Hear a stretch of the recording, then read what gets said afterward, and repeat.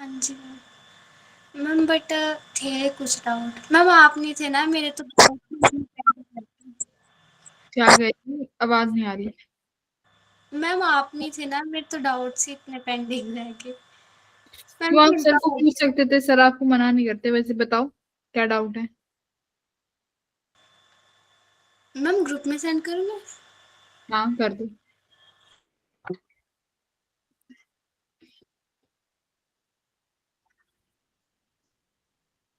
एक second, charge phone discharge हो गया।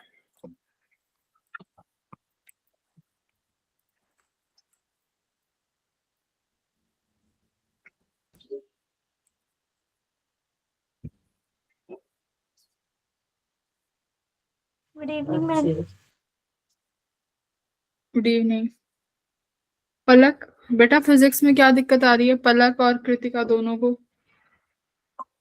दोनों के मार्क्स फिजिक्स में थोड़े से कम रह जाते हैं हर बार। नवजोत भी है, नवजोत का भी फिजिक्स में इशू आ रहा है। हाँ भाई, बच्चे लोग। पलक, यस मैम। बेटा फिजिक्स में क्या इशू आ रहा है आपको?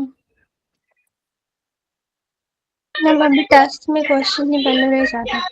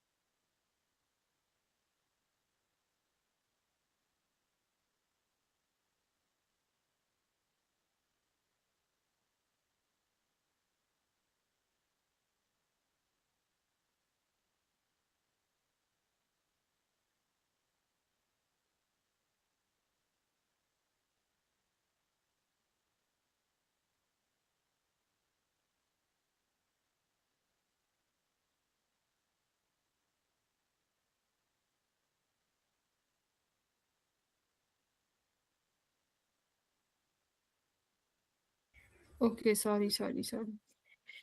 भाई बता तो दो, मेरा माइक म्यूट पे है।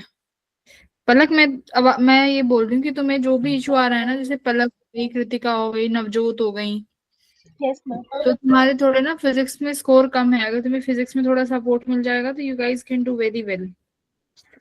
ठीक है, तो तुम्हें जो भी रिक्वायरमेंट है ना अपने टीचर्स को बता दो।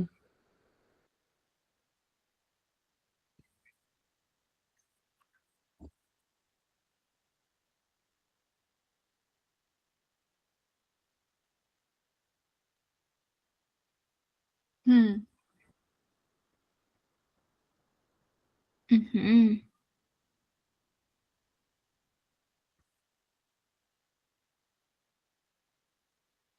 ये लास्ट टेस्ट था क्या? ये तो डिफिकल्ट है टेस्ट। मैम लास्ट 2 टेस्ट है, 2 पहले मॉक टेस्ट हैं, 2 दूसरे मॉक टेस्ट। हम्म। ठीक है, डिफिकल्ट क्वेश्चंस हैं तो करा देंगे, करा देंगे, डोंट वरी। ठीक है। मैम अ, एक्चुअली ये क्वेश्चन ना स्टार्टिंग में हमने किए थे मैम, बट फिर इनकी रिवीजन नहीं की ना मैम, तो मैथड भूल गया इनका। ठीक है, कर लेंगे।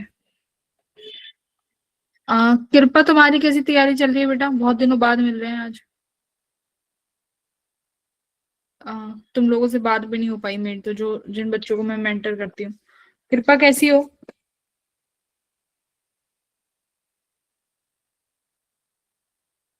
कृपा क्लास में हो?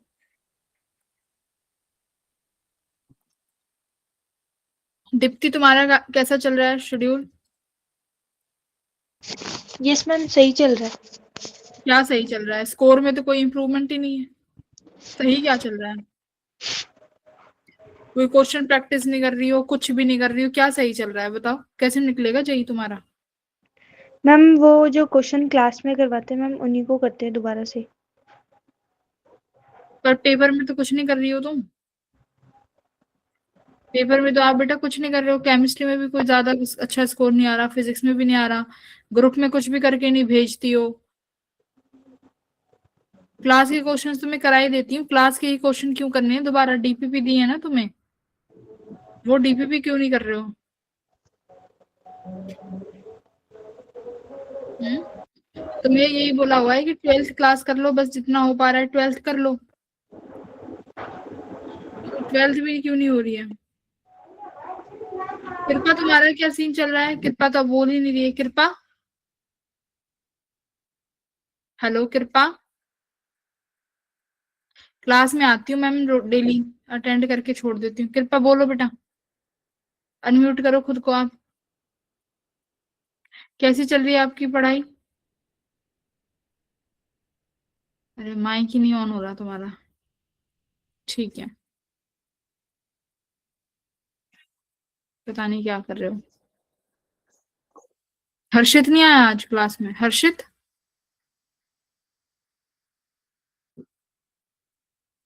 हर्षित।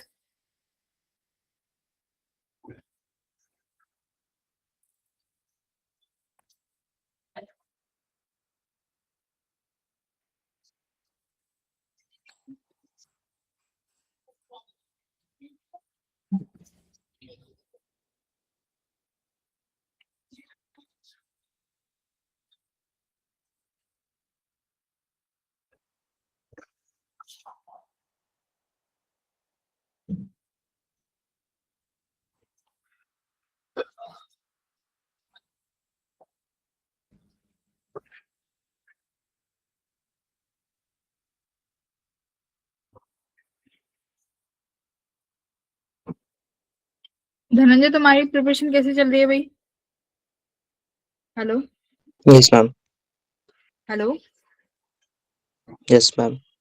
एक सेकंड, एक सेकंड।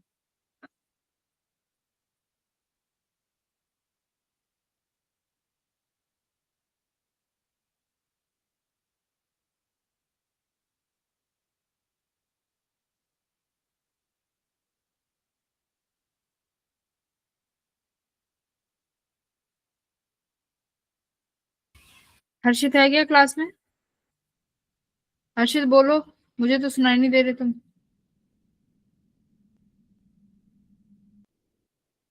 किसकी क्लास में है ये हर्षित? बैच 1?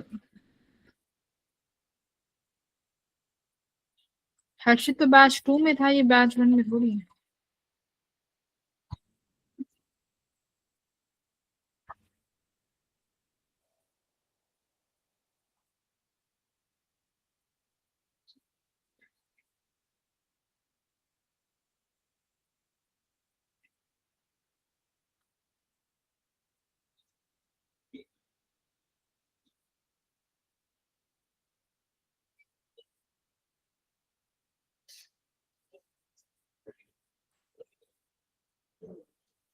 ठीक है, तुम्हारा पेपर ये रहा। कहाँ गया तुम्हारा पेपर? एक मिनट।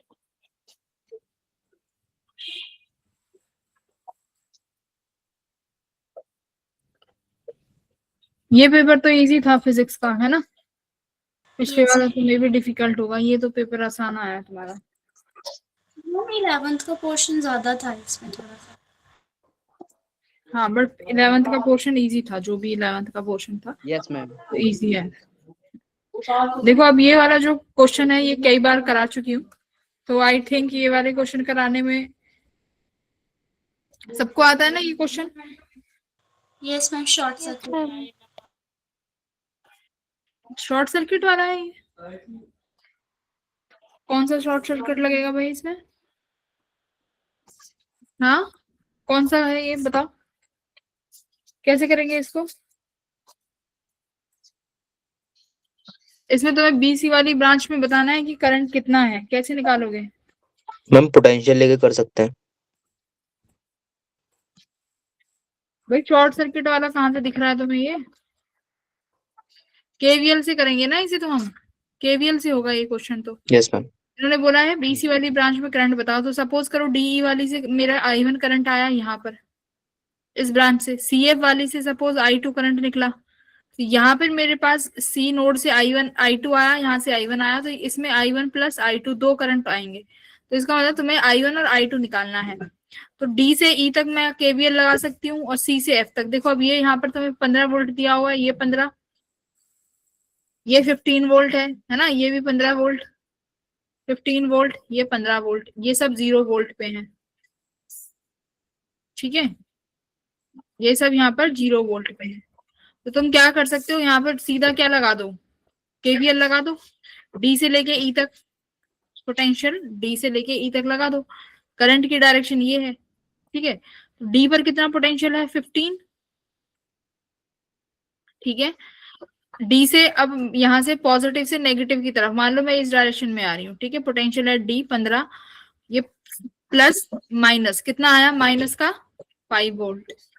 करंट की डायरेक्शन ऊपर है, हम नीचे आ रहे हैं, तो करंट की अपोजिट पोटेंशियल घटेगा कि बढ़ेगा?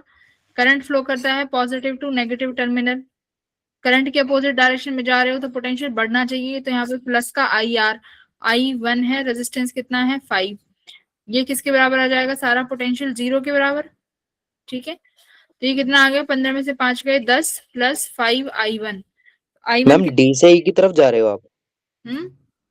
डी से ई की तरफ जा रहे हो? हाँ, तो मैम ये माइनस नहीं होगा, -I1 5? करंट ई से डी की तरफ है ना, हम करंट के अपोजिट डायरेक्शन में चल रहे हैं।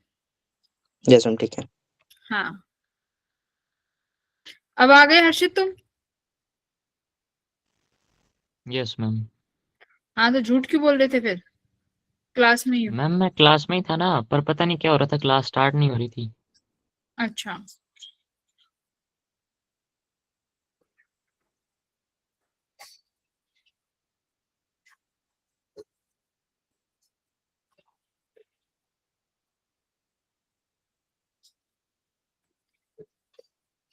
तो कितना आया ये मेरा यहाँ से,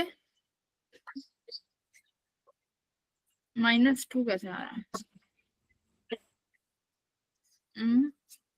10 इक्वल्स टू -5 I1, आई कितना आया 5, -2 आ रहा है, तो डायरेक्शन में गड़बड़ हुई है।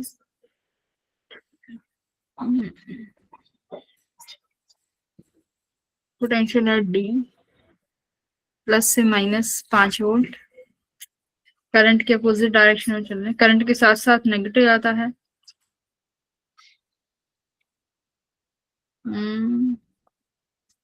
अच्छा, इसमें लगाना सी से एफ में, इसमें कितना लगेगा potential at C? Ma'am positive का टू नहीं आएगा? हाँ मैम पॉजिटिव का टू नहीं आएगा? नेगेटिव आ रहा है ना मैम बट वहाँ आंसर। पे 5i जो है वो प्लस में है ना? हाँ 5 प्लस में है ना, मैम तो हम उसको नेगेटिव में मिलेंगे, हम बैकवर्ड डायरेक्शन में जा रहे हैं तो। नहीं करंट इस डायरेक्शन में ना, देखो करंट ऐसे है ना, करंट की डायरेक्शन ये है, हम अपोजिट में आ रहे हैं डी से ई की तरफ, है ना? हाँ, कैसे कह रहे हो तुम लोग भाई? मैम करंट बट की लोअर वोल्टेज से हायर वोल्टेज की तरफ कैसे जाएगा करंट? मैम वहाँ हाँ पे तो 15 वोल्ट है ना? हाँ, तभी तो ये डायरेक्ट नेगेटिव आया ना। नेगेटिव का मतलब है कि हमने डायरेक्शंस गलत ले लिए हैं, ठीक है। ये -2 का मतलब क्या है, डायरेक्शन क्या है, डायरेक्शन गलत ले लिए, ठीक है। नेगेटिव तो करंट आ ही नहीं सकता ना, ये डायरेक्शन शो कर रहा होगा कि नेगेटिव जो आया है इसका मतलब हमने डायरेक्शन गलत ले ली है। I1 में कुछ इस तरीके से ये करंट ऐसे आ रहा होगा, ठीक है।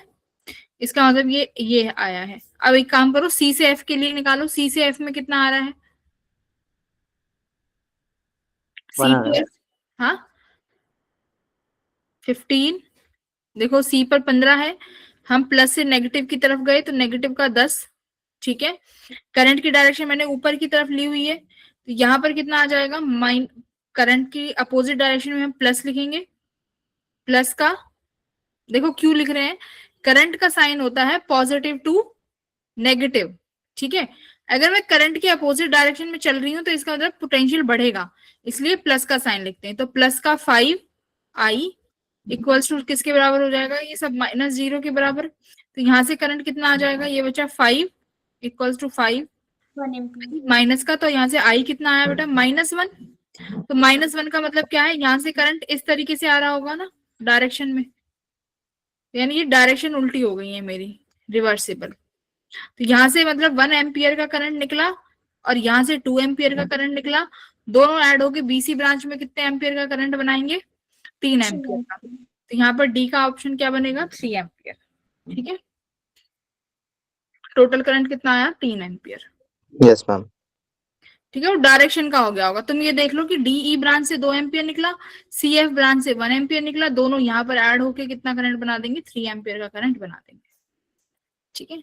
जो नेगेटिव आया उसका मतलब है कि हमने डायरेक्शन गलत ले ली थी, ठीक है, डोंट वरी। फिर ये वाला क्वेश्चन आता है, ये देखो इसमें क्या कह रहा है, कह रहा है कि एक प्रोटॉन है जो कि लिथियम को टारगेट करता है और ये रिएक्शन होती है। ये कह रहा है कि प्रोटॉन की काइनेटिक एनर्जी हम क्या रखें जिससे क्या हो, न्यूट्रॉन जो निकला है वो न्यूट्रॉन स्टेशनरी होना चाहिए, मतलब न्यूट्रॉन के पास कोई काइनेटिक एनर्जी नहीं होनी चाहिए। तो बताओ प्रोटॉन के पास कितनी काइनेटिक एनर्जी हमें रखें, ये एक क्वेश्चन है। तो क्या होना चाहिए, देखो सबसे पहले तो हम यहाँ पे इस इक्वेशन को बैलेंस करेंगे, ठीक है। तो सबसे पहले क्या फाइंड करोगे, क्यू वैल्यू। तो सबसे पहले क्यू वैल्यू निकालेंगे इसकी, ठीक है। क्यू वैल्यू निकाल लोगे बेटा, delta M into 931.5 electron volt, ठीक है, मेगा इलेक्ट्रॉन वोल्ट आ जाएगा। यहाँ से जो भी वैल्यू आएगी क्यू वैल्यू को फाइंड कर लेंगे। ये तो सब इतना तो कर ही सकते हैं, क्यू वैल्यू फाइंड, ठीक है। इसके बाद क्या करना है, अब इसके बाद देखो जब भी कोई इक्वेशन ये रिएक्शन होगी तो दोनों चीजें कंजर्व करनी पड़ेगी, एक तो एनर्जी और दूसरा मोमेंटम, ठीक है। अब अगर मुझे एनर्जी कंजर्व करनी है तो सिंपल सी बात है, एनर्जी क्या होगी, देखो kinetic energy initial equals to kinetic energy final. अब देखो इनिशियली काइनेटिक एनर्जी किसके पास है बेटा, सिर्फ और सिर्फ प्रोटॉन के पास। तो काइनेटिक एनर्जी जो प्रोटॉन की है वो किसके बराबर होनी चाहिए, अब देखो न्यूट्रॉन के पास तो कोई काइनेटिक एनर्जी है नहीं, क्योंकि उसको खुद ही बोला है कि स्टेशनरी रखना है, सवाल में ही स्टेशनरी दे दिया है। तो इसका मतलब सिर्फ और सिर्फ काइनेटिक एनर्जी किसके पास होगी भाई, आरएचएस टाइप में बैरियम के पास, ठीक है, बीई के पास। यहाँ पर प्रोटॉन के पास, यहाँ पर सिर्फ बीई के पास। अब ये आप क्या निकालोगे, यहाँ से क्यू वैल्यू निकालोगे, देख लेना प्लस आ रही है या माइनस की आ रही है, ठीक है। यहाँ से आप क्या निकाल लोगे, क्यू वैल्यू लिख लोगे, क्यू वैल्यू लिख लेना, ओके। अब बात करते हैं मोमेंटम की, ठीक है। काइनेटिक एनर्जी यहाँ से कंजर्व कर ली, मोमेंटम बोलो बेटा। इनिशियल का मोमेंटम किसके बराबर होना चाहिए, फाइनल मोमेंटम के बराबर, इनिशियली मोमेंटम किसके पास है, बोलो, प्रोटॉन के पास, और फाइनली किसके पास होगा मोमेंटम, सिर्फ और सिर्फ बीई के पास, यस और नो? Yes ma'am. इसका मतलब यस बीई का मोमेंटम किसके बराबर होने वाला है, मोमेंटम ऑफ प्रोटॉन। ठीक है, तो ये दो इक्वेशंस यहां से मिल गई। अब काइनेटिक एनर्जी को मोमेंटम के टर्म्स में लिखो। क्या क्या होता है काइनेटिक एनर्जी मोमेंटम के टर्म्स में, पी स्क्वायर अपॉन 2m। तो ये इनिशियली प्रोटॉन वाली थी, तो यहाँ पर ये प्रोटॉन का मास, ये प्रोटॉन का momentum, equals to kinetic energy of barium. तो ये मोमेंटम किसका लिखोगे, बेरियम का momentum upon 2 upon mass of barium. ठीक है, यहाँ पर देख लेना, जो भी क्यू की वैल्यू आए उसको यहाँ पर आराम से लिख देना, जो भी आए। इसको इधर लेके जाओ, जैसे P square upon P upon 2 into mass of proton, minus में इधर ले गई P square upon barium upon 2 into mass of barium equals to Q value. ठीक है, अब ये क्यू की कोई भी वैल्यू आए मॉड ले लेना, नहीं भी लेना चाहो तो कोई दिक्कत नहीं है। ठीक है, बस क्यू वैल्यू लिख लो यहाँ पे। अब आगे देखो, अब मैंने ये देखो बेरियम का जो मोमेंटम था ये किसके मोमेंटम के बराबर था, प्रोटॉन के मोमेंटम के प्रोटॉन बराबर। के। तो मैं यहां से क्या लिख सकती हूँ, कॉमन क्या ले लूं, P square P upon 2 of mass of proton, यही कॉमन ले लेती हूँ पूरा का पूरा, यहाँ बच जाएगा 1 माइनस। अब देखो ये बैरियम की जगह बेटा मैं पी स्क्वायर पी लिख सकती हूँ ना, ये यहाँ पर ये बैरियम यहाँ हटा के मैं यहाँ पर पी लिख सकती हूँ कि नहीं लिख सकती बताओ, क्योंकि दोनों का मोमेंटम सेम है। तो पी स्क्वायर पी मैंने कॉमन ले लिया, यहाँ क्या बचेगा 1 अपॉन मास ऑफ बैरियम, ऊपर किसका मास बचेगा बेटा, मास ऑफ प्रोटॉन, यही इक्वेशन आएगी। Yes ma'am. इक्वल्स टू यहाँ पर तुम्हारी जो बचेगी, यहाँ पर क्या बचेगा, क्यू वैल्यू। फिर इसके बाद क्यू वैल्यू है तुम्हारे पास, मासेस हैं सबके, यहाँ पर मास लिख देना सबका। ठीक है, हो जाएगा अब तो ये क्वेश्चन। यस मैम, हो जाएगा।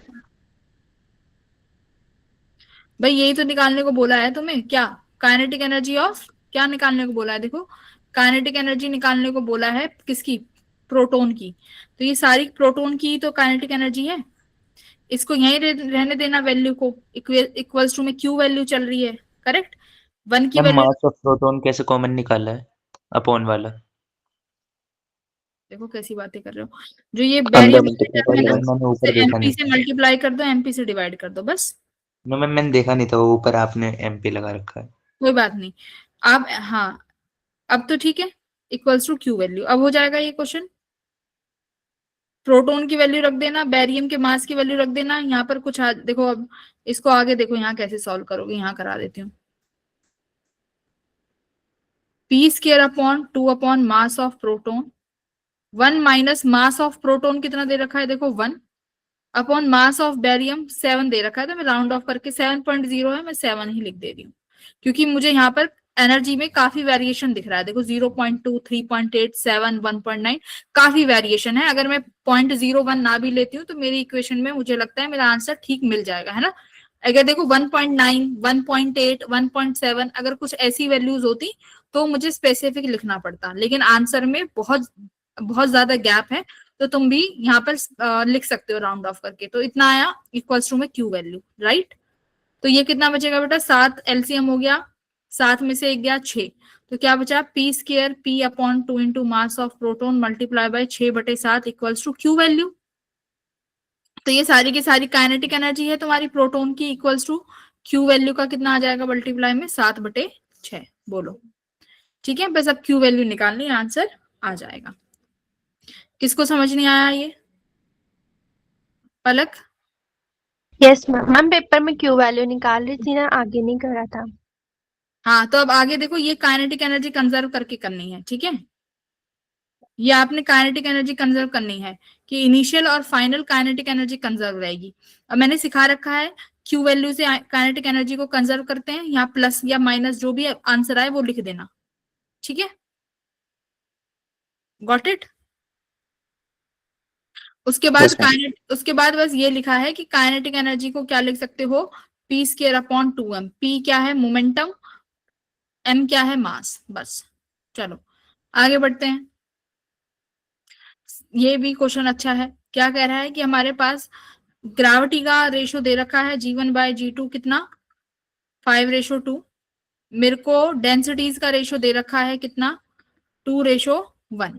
कह रहा है एस्केप वेलोसिटी का रेशो निकालो। तो बेटा एस्केप वेलोसिटी का फॉर्मूला क्या होता है मेरे पास √2gm/r। वेरी गुड, √2gm/r है ना। एक तो ये फॉर्मूला होता है और एक क्या होता है, अगर मैं r से मल्टीप्लाई कर दूं, r से डिवाइड कर दूं, तो मेरे पास ये बन जाएगा देखो 2gm/r² इंटू r। gm/r² क्या होता है बेटा स्मॉल g, ये जो स्मॉल ग्रेविटी है इसको क्या लिखते हो gm/r²। ठीक है, ये ग्रेविटी का फॉर्मूला होता है। तो v एस्केप का दूसरा फॉर्मूला क्या बन गया √2gr। अब इस फॉर्मूले से देख के तुम्हें साफ साफ दिख रहा होगा मेरे पास ग्रेविटी की तो वैल्यू है पर रेडियस नहीं है, क्योंकि एस्केप वेलोसिटी r पे डिपेंड कर रही है भाई, प्लैनेट का रेडियस कितना है इस पर तो डिपेंड कर रही है। ओके, तो अब ये r निकालना पड़ेगा। r कैसे निकाला जाए, देखो r कैसे निकालोगे बेटा, g दिया हुआ है तुम्हें gm/r²। ठीक है, क्या करें अब बोलो, g capital G as it is, mass को क्या लिख सकते हो, डेंसिटी किसके बराबर होती है, मास अपॉन वॉल्यूम। तो मास हो सकता है density into volume. Volume upon r²। ठीक है, तो अब एक काम करो, डेंसिटी का formula, sorry density as A रहने दो, वॉल्यूम क्या होगा 4/3, क्योंकि स्फीयर होती है प्लैनेट अपॉन r²। ठीक है, तो बेटा ऊपर सिर्फ क्या बचा, ओनली एक r बचा। अब देखो मुझे एक बार बताओ, ग्रेविटी g की वैल्यू कांस्टेंट, 4/3 कांस्टेंट, पाई कांस्टेंट, ये तो डिपेंड ही नहीं करेंगे जब रेशो लूंगी। तो बस मैं यहाँ से g को क्या लिख सकती हूँ, मुझे बताओ मेरा बेटा, डेंसिटी इंटू r, यही लिख सकती हूँ बस, और तो कुछ नहीं बच रहा। एक बार देखो जरा ध्यान से, बाय r², वॉल्यूम 4/3 पाई r³, ऊपर r बच गया, g बच गया, आई थिंक यही बचा। तो यहाँ से मेरे पास r की वैल्यू किसके बराबर आ गई, g अपॉन डेंसिटी। यस और नो? Yes ma'am. तो बस अब इस एस्केप वेलोसिटी को ये वाला फॉर्मूला यहाँ रख दो, तो आपका v एस्केप जो आया ये आ गया 2g, एक और g अपॉन डेंसिटी। ठीक है, तो अब रेशो ले लो। अब तुमने बोला है escape velocity 1 upon escape velocity 2, क्या बन जाएगा, देखो 2 कांस्टेंट है, मेरे किसी काम का नहीं है, 2 हटा दो क्योंकि रेशो में हट जाती है ना चीजें। तो सिर्फ और सिर्फ किस पे डिपेंड कर गया, g² अपॉन डेंसिटी। तो अब देखो g², यानी पहले तो एक ग्रेविटी की वैल्यू कितना है, कहाँ गया G1/G2, ये रहा 5:2 है ना, G1/G2 5:2। तो यहाँ 2 बार लिखोगे ना, 5/2 मल्टीप्लाई 5/2 मल्टीप्लाई, देखो अब डेंसिटी जो है वो डिवाइड में है, तो इसका मतलब ये क्या हो जाएगा, इसका रेशो उल्टा हो जाएगा बेटा डिवाइड में। तो ये 2:1 की जगह 1:2 हो जाएगा ना, तो देखो 1:2, यही आया आंसर। तो v1 upon v2 equals to 5 5 जा 25 अपॉन 2 2 जा 4 4 2 जा 8, ये 5 रूट के बाहर आ जाएगा और यहाँ क्या बच जाएगा 2√2 है ना, और यही हमारा आंसर आ जाएगा बी ऑप्शन। ठीक है, बोलो ये सॉरी थर्ड, सॉरी हाँ थर्ड ऑप्शन। ठीक है, तो ये किया है, बस यहाँ पर तुम्हें खुद पता चल रहा है ना कि r के टर्म्स में आंसर है, तो r को चेंज करना पड़ेगा कहीं ना कहीं से, और उसके लिए एक ही फॉर्मूला है बस, ये मास डेंसिटी इनटू वॉल्यूम करके। ठीक है, ओके ये वाला क्वेश्चन तो बेटा सबने कर लिया होगा। Yes ma'am. आगे बढ़ू, ठीक है मैम बता, यस मैम। रुको, अंशिका शायद कह रही है, बता दो, अंशिका है ना, हेलो मैम मैं हूँ। ओके देखो हमारे पास काइनेटिक एनर्जी मैक्स का फॉर्मूला क्या होता है Abdullah, hc upon lambda minus work function -5 5 भी बोल सकते हो, ये मेरे पास फॉर्मूला होता है। hc बाय लैम्डा को h न्यू भी लिख सकते हो, यहाँ लैम्डा की टर्म्स में इसलिए hc बाय लैम्डा लिखा है, इतना तो सबको पता है। इसको मैं kinetic energy max equals to h nu minus w भी लिख सकती हूँ, बट मेरे पास लैम्डा है, तो ये इक्वेशन 1 हो गई। अब ये कह रहा है कि काइनेटिक एनर्जी 4 टाइम्स हो जाती है पहले के, तो यानी मान लो ये काइनेटिक एनर्जी सिर्फ यहाँ पर कितनी मान लो, E मान लेते हैं बेटा सिर्फ, कि ये काइनेटिक एनर्जी यहाँ पर E थी। ठीक है, तो यहाँ पर 4 टाइम्स ऑफ E हो जाएगी, और इसने क्या बोला है तुम्हारी वेवलेंथ कितनी रिड्यूस हो गई, देखो रिड्यूस हो गई 1/3 लैम्डा से, तो HC अपॉन लैम्डा बाय 3, 3 ऊपर चला गया, वर्क फंक्शन चेंज नहीं होता, इक्वेशन सेकंड। अब ये इक्वेशन आ गई। अब देखो HC बाय लैम्डा को कोई कांस्टेंट मान लो, मैं यहाँ पर HC बाय लैम्डा को कोई कांस्टेंट क्या मान लेती हूँ, A, ठीक है, ये कोई कांस्टेंट मान लिया मैंने, ठीक है। इन दोनों इक्वेशंस को डिवाइड कर दो, ठीक है, तो क्या इक्वेशन बनेगी, E equals to A minus W 4E upon 3A minus W, ठीक है। मैंने HC बाय लैम्डा को A से डिवाइड कर दिया, मतलब रिप्लेस कर दिया, क्योंकि कांस्टेंट है ना बेटा, इक्वेशन को लंबी बना देता है। तो E से ये E कैंसिल कट गया, क्रॉस मल्टीप्लाई कर दो, तो ये क्या हो जाएगा, देखो 3A minus W equals to 4 into A minus W, कितना आया, 3A minus W equals to 4A minus W, 3A minus 4A equals to, अच्छा ये 4 है बेटा, 4W। ठीक है ठीक है, माइनस 4W प्लस डब्ल्यू, कितना बचा यहाँ पे, माइनस A, यहाँ कितना बचा बेटा, माइनस का 3W, करेक्ट, माइनस से माइनस कट गया, A की वैल्यू जो है वहां रख दो, HC upon lambda equals to 3 work function. पूछा क्या है तुमसे, वर्क फंक्शन, 3 की वैल्यू नीचे ले आओ, ये यहाँ गया 3, तो वर्क फंक्शन कितना आया, HC upon 3 lambda, option number D, ठीक है, यही करना था, डी आंसर आ गया तुम्हारा, ठीक है। उसके बाद ये वाला क्वेश्चन अभी थोड़ी देर में करेंगे, पहले ये वाला बताओ, क्वेश्चन नंबर 8, ये तुम्हें अभी सर ने पढ़ाया होगा, क्या कराया होगा कि जब भी हमारे पास पीवी कर्व होता है तो पीवी कर्व का एरिया मुझे क्या देता है, work done, yes ma'am. Work done देता है।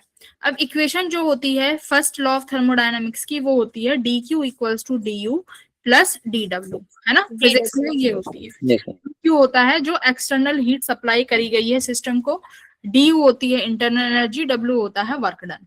अब देखो ये कैसा सिस्टम है, ये एक साइक्लिक सिस्टम है।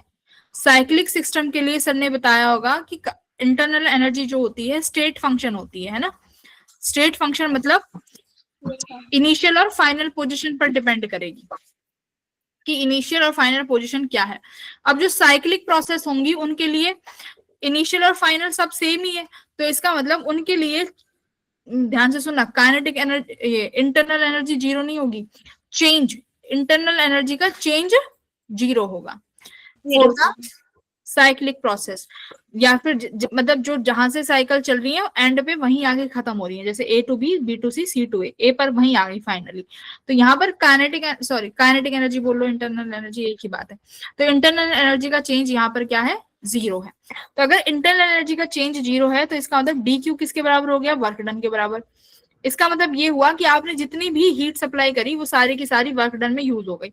अब सवाल क्या पूछा है कि हमने 5 जूल की हीट सप्लाई करी है, तो बताओ सिर्फ और सिर्फ सी से लेके ए की प्रोसेस में कितना वर्क डन किया है गैस ने। ध्यान से दो सुनो, इस पूरी प्रोसेस में 5 जूल का वर्क डन हुआ है, ठीक है, नेट बता रही हूँ, टोटल वर्क डन कितना हुआ है पूरी प्रोसेस में, 5 जूल, 5 जूल, और उतनी ही हीट सप्लाई हुई है, क्योंकि ये तो भाई इक्वेशन बता रही है ना, डी क्यू किसके बराबर है, डी डब्ल्यू के बराबर है, करेक्ट।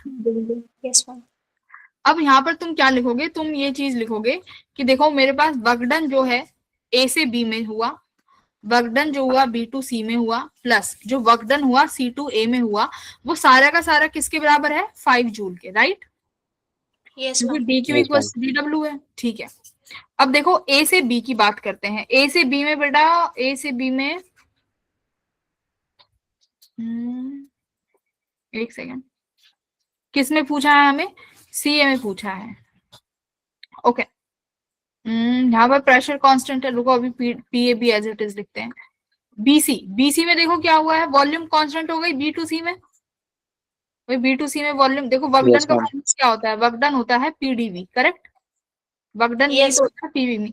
अगर वॉल्यूम कांस्टेंट है तो वर्क डन जीरो। अब बी टू सी वाली साइकिल में वॉल्यूम कांस्टेंट है ना 2, तो यानी ये जीरो हो गया, plus work done into C A equal to 5 joule.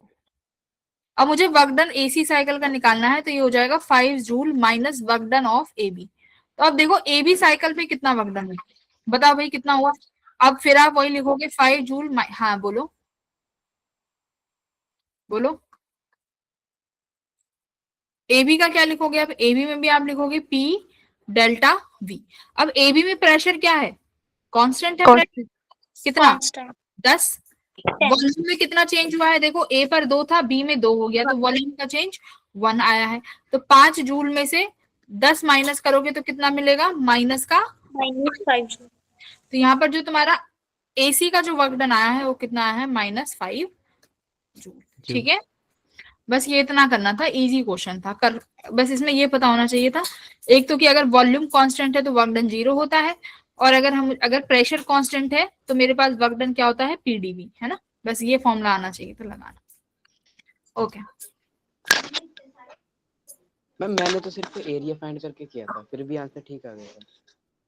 फिर तो कैसे, सिर्फ एरिया फाइंड करके तो 5 ही आना है, वो फाइंड क्यों करना है एरिया। यस मैम, अब जब इसमें जब हम स्लोप नीचे जाएगी तो फिर आंसर नेगेटिव हो जाएगा, मतलब एक्सिस लेंगे तो आंसर नेगेटिव हो जाएगा। फिर हाँ मैंने ऐसे -5 निकाल दिया था। हाँ ठीक है, वो भी ठीक है। देखो तुम्हें पता ही है ना, टोटल वर्क डन तो 5 जूल है, बीसी साइकिल में कोई वर्क डन हुआ ही नहीं, बीसी साइकिल में तो कोई वर्क डन हुआ ही नहीं। ए से बी में जो हुआ है वो कितने का हुआ है, 10 का, तो सी टू ए में कितने का हुआ होगा, है ना, 5 का। तो इस तरीके से भी निकाल सकते हो क्योंकि टोटल तो है ही 5। Yes ma'am. ओके ये वाला हो गया होगा। इसमें पूछा है कि अगर हमारे पास एक गन है, वो 1 मिनट में 360 बुलेट फायर कर रही है, जिनकी स्पीड आपको इतनी दी हुई है, बुलेट का वेट भी दे रखा है, तो कह रहा है गन की पावर क्या है। तो देखो पावर का फॉर्मूला क्या होता है, N power into kinetic energy. एक तो पावर का फॉर्मूला होता है फोर्स के टर्म में, फोर्स इनटू वेलोसिटी, ठीक है। एक पावर का फॉर्मूला होता है मेरे पास work done per unit time, ठीक है। Work done per unit time बोलो या एनर्जी पर यूनिट टाइम बोलो, एक ही बात है ना। ये फॉर्मूला होता है। अब ये देखो वर्क डन, सबसे पहले ये निकालो कि तुम्हारी जो बुलेट है वो कितना वर्क कर रही है, करेक्ट। तो कितना वर्क कर रही है भाई, वो एनर्जी कितनी, एक बार में मान लो उसने 60 सेकेंड्स में 360 बुलेट फायर करी, जिनकी स्पीड इतनी है, तो कितनी एनर्जी रिलीज, कितना पावर है कितना एनर्जी है उसके पास, बताओ कैसे निकालोगे।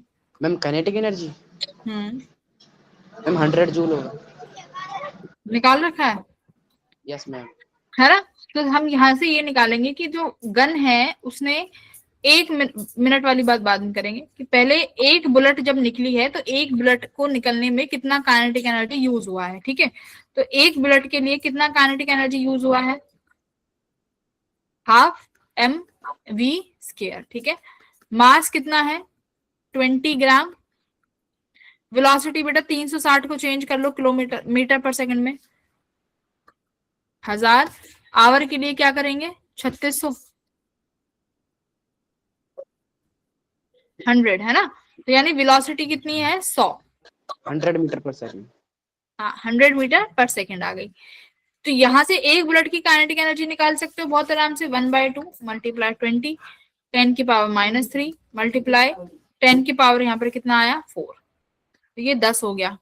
तो 10 की पावर 5 -3 कितना आया 10 की पावर 2, 100 जूल्स आ गया ये। तो ये आया एक बुलेट का। अब ये कितनी बुलेट को रिलीज कर रहा है भाई 360 बुलेट, तो 60 बुलेट्स में कितनी काइनेटिक एनर्जी यूज होगी हमारे पास, 360 से मल्टीप्लाई कर दो, मल्टीप्लाई 10 की पावर 2, तो कितना आया 36 इंटू 10 की पावर 3 जूल। मैम जी इसमें पर सेकंड ही निकालना पड़ेगा। हाँ वो 360 बुलेट्स पर मिनट कह रहा है, तो हमको पर सेकंड निकालना पड़ेगा ना। हाँ अभी तो हमने ये एनर्जी निकाली है सिर्फ, कि एनर्जी कितना आया है टोटल। तो काइनेटिक एनर्जी कितनी काइनेटिक एनर्जी यूज हुई है इन 360 बुलेट्स को फायर करने में, इतनी 36 इंटू 10⁻³ जूल्स, ठीक है। तो ये इतना एनर्जी आया है। अब पावर क्या आता है, अपॉन में टाइम करना पड़ेगा। तो ये तो एनर्जी आई, पावर के लिए क्या करना पड़ेगा बेटा, एनर्जी पर यूनिट टाइम। तो एनर्जी 36 इंटू 10⁻³ कितने मिनट में हुई है ये सब, 1 मिनट में। तो हमेशा टाइम की यूनिट सेकंड होती है, तो सेकंड में लिखना पड़ेगा। तो डिवाइडेड बाय किससे कर दो, 60 से डिवाइड कर दो, बस देख लो ये करके कितना आंसर आ रहा है।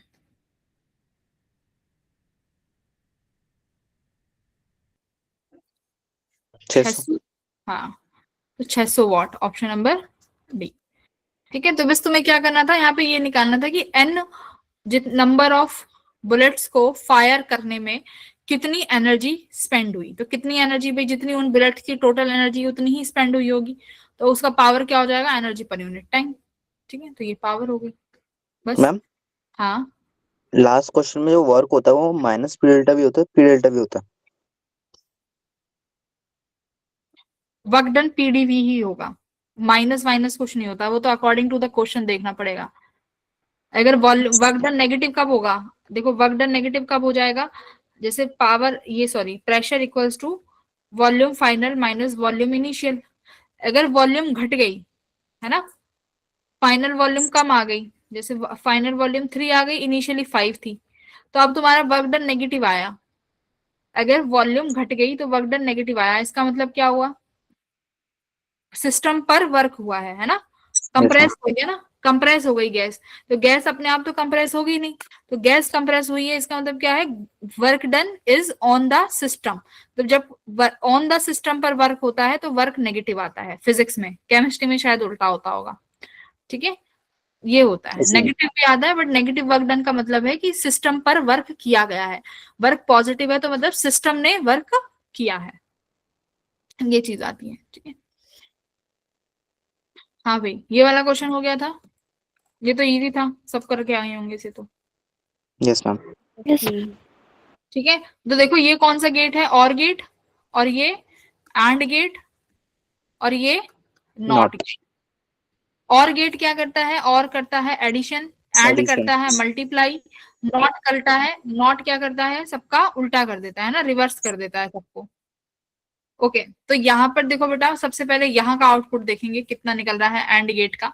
ये बी नॉट आया, यानी बी बार, यहाँ से सी आया, दोनों का क्या हो जाएगा, B bar dot C, correct. Yes ma'am. End में ये दोनों ऐड हो जाएंगे, यानी सेकंड इनपुट क्या है, ए है, तो यहाँ से A plus B bar dot C add हो गए भाई, और है ना। Yes ma'am. फिर इस पर क्या लगा देगा, सारा कुछ यहाँ पर नॉट लग जाएगा, ए प्लस बी डॉट सी, इसके ऊपर क्या लग गया, बार लग गया। तो कौन सा ऑप्शन सही हो जाएगा बेटा, ऑप्शन नंबर सी। सी। ठीक है। हाँ, क्वेश्चन नंबर 11 देखो कितना इजी है, ये तो सबने कर लिया होगा। Yes ma'am. ये मेरे पास यहाँ पर क्या है, मान लो ये फिश है, ये मेरे पास बर्ड है। इंटरफेस से जो डिस्टेंस दे रखी है बर्ड की, कितनी दे रखी है, कहाँ गया, 3 मीटर है ना।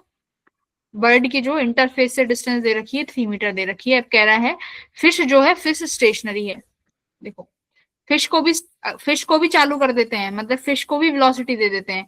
यहाँ पर सवाल आसान कर दिया, फिश को स्टेशनरी रख दिया। ठीक है, अब यहाँ पर कह दिया कि बताओ इस फिश को हमारी जो बर्ड है वो रिलेटिव कितनी वेलोसिटी से दिख रही होगी। एक्चुअल वेलोसिटी अगर 6 मीटर पर सेकेंड है, तुम्हें सिर्फ रिलेटिव पोजीशन लिख के डिफरेंशिएट मारना था। रिलेटिव पोजीशन लिखनी 1000 बार सिखा रखी है, D dash upon D equals to mu observer upon mu.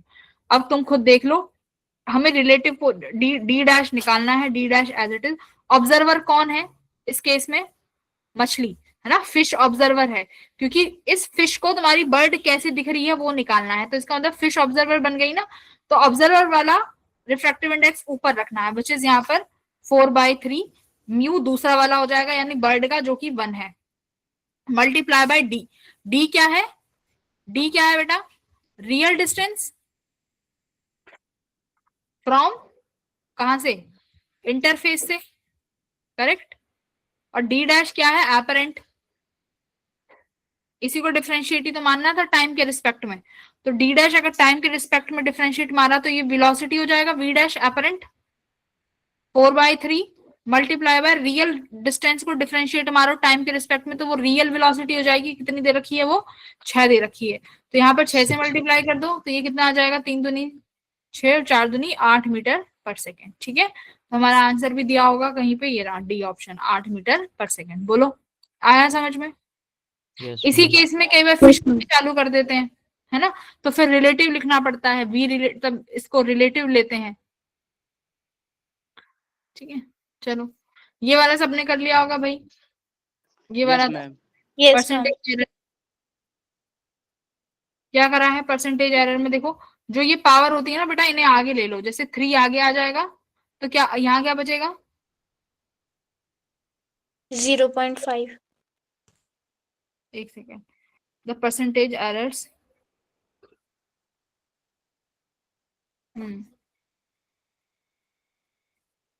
Delta P upon P आएगा ना अभी तो, हाँ जी मैम, इंटू प्लस 2 आया डेल्टा क्यू अपॉन क्यू।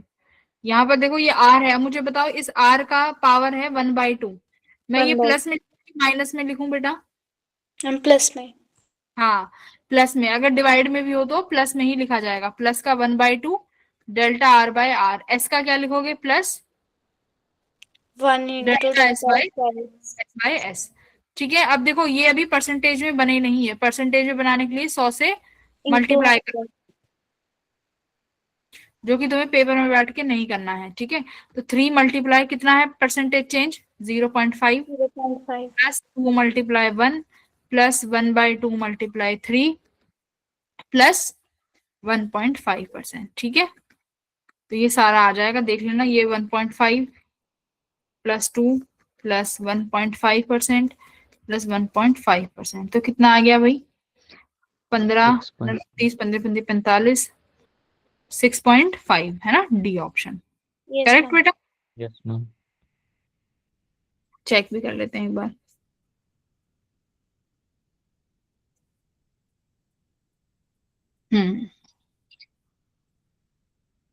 ठीक है, 6.5% है ना, बढ़िया। फिर उसके बाद ये वाला क्वेश्चन था, बल्क मॉडुलस वाला, ये हो गया था। इसमें देखो क्या कह रहा है कि मेरे पास 32 ग्राम की ऑक्सीजन है, जिसको मैंने एक क्यूबिकल कंटेनर में रखा हुआ है, जिसका साइड 1 मीटर है और उसको टेम्परेचर इतने पे मेंटेन कर रखा है। बताओ आइसोथर्मल, आइसोथर्मल का मतलब क्या हुआ बताओ? Temperature constant. उसमें बताओ बल्क मॉडुलस ऑफ इलास्टिसिटी क्या होगा? देखो मेरे पास तीन मॉडुलस होते हैं, एक तो यंग्स, एक बल्क, तीसरा मॉडुलस ऑफ रिजिडिटी, है ना, ईटा जिसे हम बोलते हैं। अच्छा, अब क्या करने का है, इसने तुम्हें बल्क मॉडुलस के बारे में पूछा है। बल्क मॉडुलस कब क्या होता है? जब किसी भी चीज को पूरे वॉल्यूम से कंप्रेस किया जाता है ना भाई, वॉल्यूमेट्रिकली कंप्रेशन जब होता है तब क्या लगता है? तब लगता है बल्क मॉडुलस। जब वॉल्यूम में किसी भी चीज को कंप्रेस किया जाए तब आएगा बल्क, है ना। ओके, तो अब यहाँ से इन्होंने बल्क मॉडुलस के बारे में पूछा है। फॉर्मूला बताओ बल्क मॉडुलस का क्या होता है वैसे? Is equal to minus delta V upon delta P upon P upon में डेल्टा वी बाई वी, है ना, P upon delta V Yes. By, ये हमारा बल्क मॉडुलस होता है फॉर्मूला बेस्ड। माइनस साइन होता है। हाँ माइनस भी होता है, ठीक है। अब देखो, अब इन्होंने यहाँ पर आइसोथर्मल कांस्टेंट यानी इस तरीके से पूछा है, तो अब यहाँ पर देखते हैं PV इक्वल्स टू nRT। आइसोथर्मल है तो PV किसके बराबर हो जाएगा? कांस्टेंट, वही टेम्परेचर है ना, nRT, N भी कांस्टेंट, R भी कांस्टेंट और टेम्परेचर भी, यानी PV कांस्टेंट के बराबर आ गया। इसको डिफरेंशिएट करो, क्या हो जाएगा? PdV प्लस वॉल्यूम कांस्टेंट, अब की बार प्रेशर का कर दो, DP कांस्टेंट का डिफरेंशिएशन किसके बराबर आ जाएगा? 0 के बराबर। Yes zero. हाँ, अब देखो, अब ये वाली इक्वेशन बनाओ यहाँ से, PdV इक्वल्स टू माइनस V dP। ठीक है, ओके, तो ये बेटा P as it is,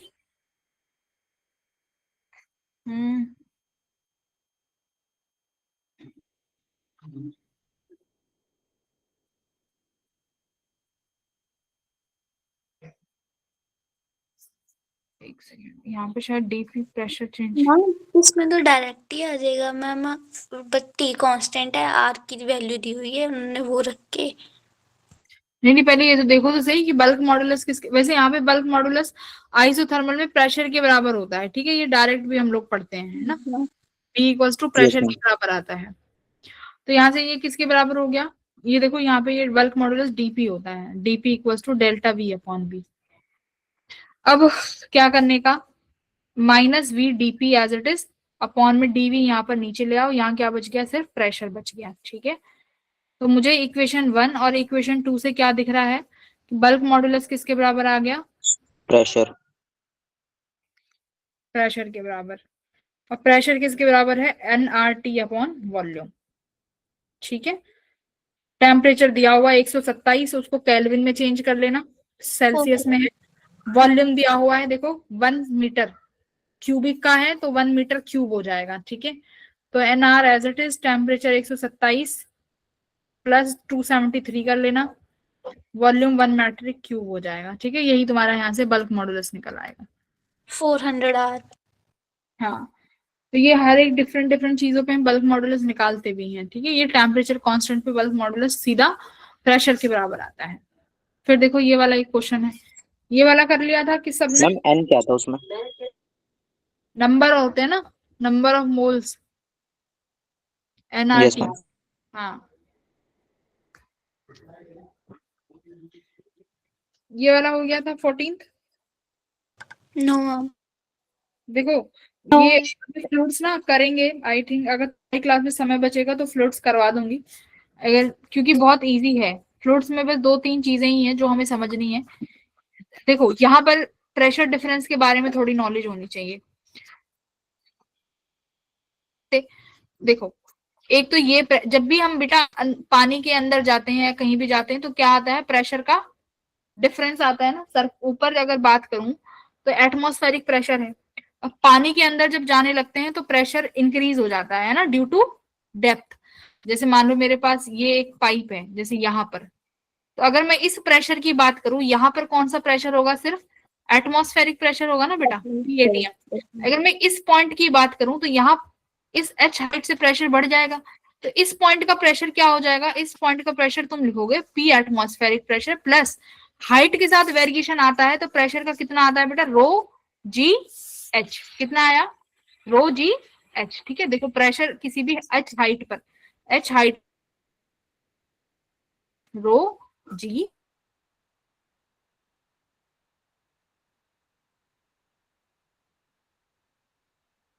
H से, रो क्या है, डेंसिटी। अब देखो ऐसी बात करती हूँ, ये मेरे पॉइंट A दे रखा है और यहाँ पर मेरा कुछ पॉइंट दिया हुआ, ये कह रहा है कि दोनों ट्यूब है, दोनों ट्यूब्स में देखो सिंपल सी बात है, दोनों ट्यूब का पानी का लेवल जो भी लिक्विड है, देयर इज लिक्विड डिफरेंस। तो ये कह रहा है पानी जब ट्यूब से फ्लो होना शुरू होगा तो the rate at which water flow through the tube is, किस रेट से पानी फ्लो होगा तुम्हें वो निकालना है। बताओ कैसे निकालोगे इस क्वेश्चन को। इक्वेशन ऑफ कॉन्टिन्यूटी लिखनी आती है, एक होती है इक्वेशन ऑफ कॉन्टिन्यूटी, बेटा सुनो ध्यान से। हेलो, सुन रहे हो? हाँ जी ma'am. Yes ma'am. Equation of continuity क्या कहती है कि एरिया और वेलोसिटी ये कांस्टेंट होने चाहिए। अगर तुमने एरिया कम कर दिया तो वेलोसिटी, मैम आपकी वॉइस में लैग आ रहा है।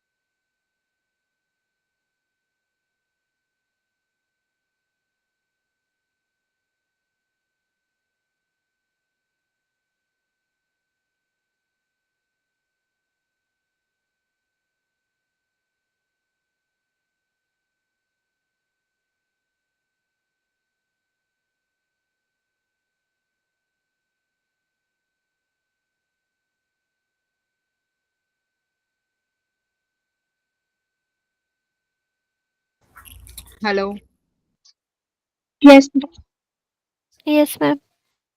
ठीक है।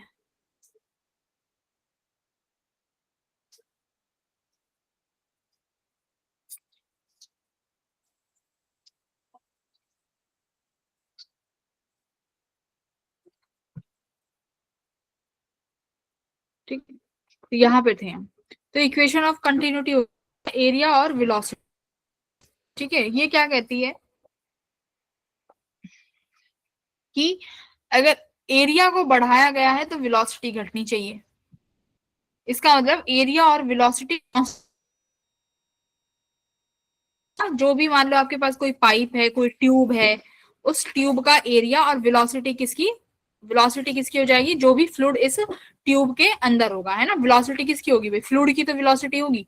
तो area of cross section of any tube और एनी पाइप और वेलोसिटी किसी भी फ्लूइड की, तो ये हमारी कांस्टेंट होनी चाहिए। तो ए और बी पर हम देखो दिया हुआ है, इन्होंने ए और बी का क्रॉस सेक्शन खुद दिया हुआ है 6 और 10, तो ए और बी पॉइंट पर हम वेलोसिटी निकाल सकते हैं। कैसे लिखोगे भाई, एरिया मान लो A1 है, वेलोसिटी कितनी हो जाएगी 6 हो जाएगी। सॉरी एरिया दिया हुआ है ना, वेलोसिटी निकालनी है।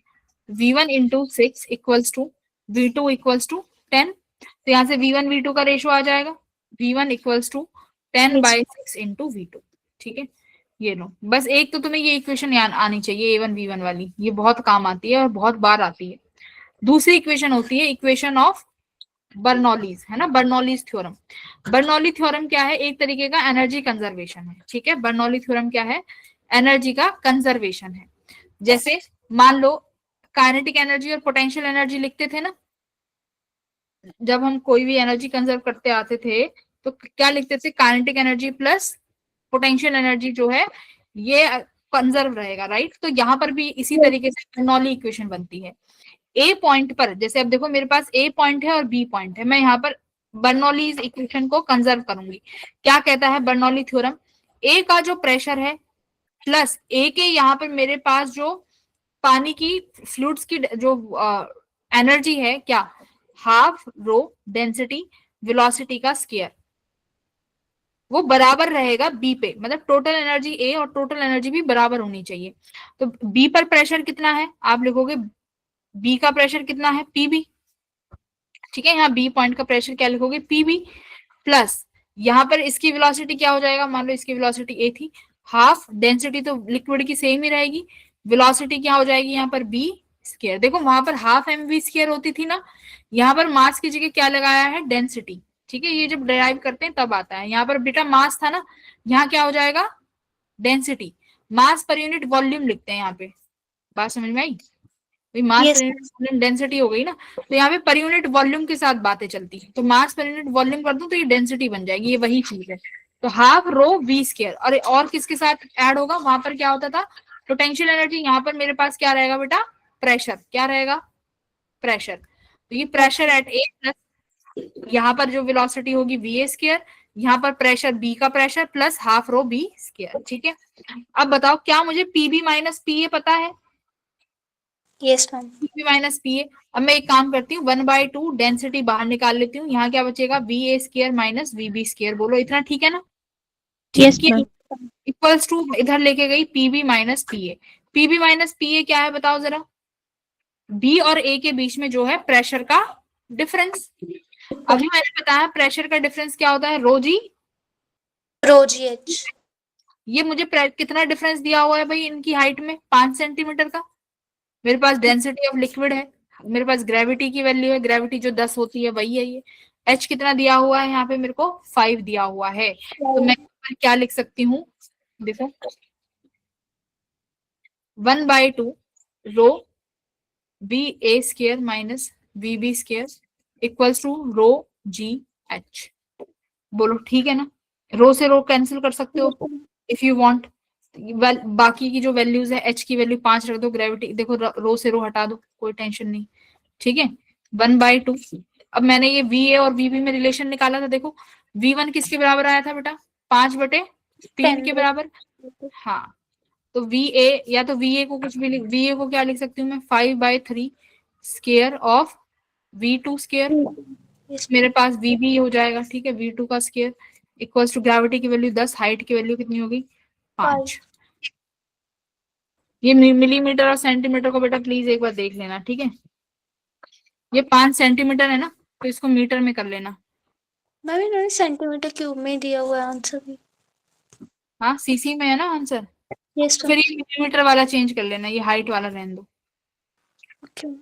मैम अगर हम पीए माइनस पीबी करते तो ही रो जी एच होता, क्या करते अगर, नहीं फिर पीए नेगेटिव, माइनस नहीं नेगेटिव आता ना। हमें साफ पता है ना बी का प्रेशर ज्यादा है, यस अभी बताया ना हाइट के साथ प्रेशर बढ़ेगा तो बी का प्रेशर ज्यादा है, तो साइन चेंज हो जाता। फिर बस इतना करना था, वैल्यू पुट कर देना। ठीक है, क्यूबिक कैपेसिटी किसकी वो है, क्यूबिक कैपेसिटी सीसी है ना, rate at which water flow through the cube. ये वॉल्यूम पर सेकंड पूछ रहा है ना, ये कितने वॉल्यूम पर सेकंड से कितना वाटर फ्लो कर रहा है। ठीक है, वॉल्यूम फ्लो रेट है, वॉल्यूम पर सेकंड, वॉल्यूम क्यूबिक सेंटीमीटर और सेकंड किसका हो गया, टाइम का, तो वॉल्यूम पर सेकंड है ना। क्यूबिक पर सेकेंड। बस यहाँ पे आपको क्या लिखना है, अब वैल्यूज पुट कर लेना। ठीक है बेटा, आगे बढ़ते हैं। अभी फ्लूइड्स कराऊंगी तो उसमें ये बहुत फ्लूइड्स बहुत इजी चैप्टर है, ठीक है, जहां से क्वेश्चन आते हैं ना बहुत इजी लेवल का ही आता है। आ जाओ, ये बताओ सोलिनॉइड की वैल्यू किस किस चीज पे डिपेंड करती है। सोलिनॉइड का फील्ड जो आता है B equals to mu not NI होता है, number of turns per unit length, बिल्कुल डिपेंड करेगा। करंट फ्लोइंग I पे बिल्कुल डिपेंड करेगा। सोलिनॉइड पे डायमीटर पे कहीं डिपेंड करेगा क्या? Only 1 and 2, option number D. Yes ma'am. Option D. Ma'am ये तो सिर्फ फॉर्मूले से ही हो सकता है। हाँ, फॉर्मूला बेस्ड था। ये वाला बोलो, मैम हो गया था आसान। कर लिया होगा। इसी तरीके यस मैम। से जैसा यहाँ पर हम लगाते हैं अपना इनपुट वोल्टेज, ठीक है, यहाँ पर मेरा एक सोर्स रेजिस्टेंस लगता है, यहाँ लगती है मेरी पास एक मेरी क्या डायोड, यहाँ इसी के कॉरेस्पॉन्डिंग लगता है एक लोड रेजिस्टेंस, करेक्ट।